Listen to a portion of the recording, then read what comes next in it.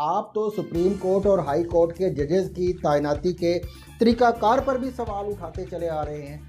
आपके ख्याल में अगर हाई कोर्ट और सुप्रीम कोर्ट के जजेस की तैनाती का मौजूदा तरीकाकार दुरुस्त नहीं है तो फिर सही तरीकाकार क्या हो सकता है?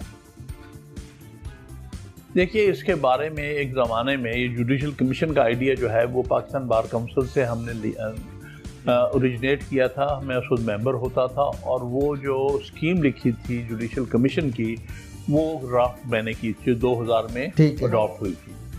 उसमें हमारा ये ख्याल था कि जुडिशल कमीशन में 3 तरह की नुमाइंदगी होनी चाहिए।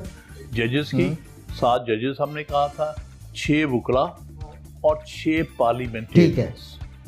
वो जुडिशल कमीशन, उसके पास ही जुडिशल इख्तियार हो अपॉइंटमेंट का, उसी के पास डिसिप्लिन का। ये हमारा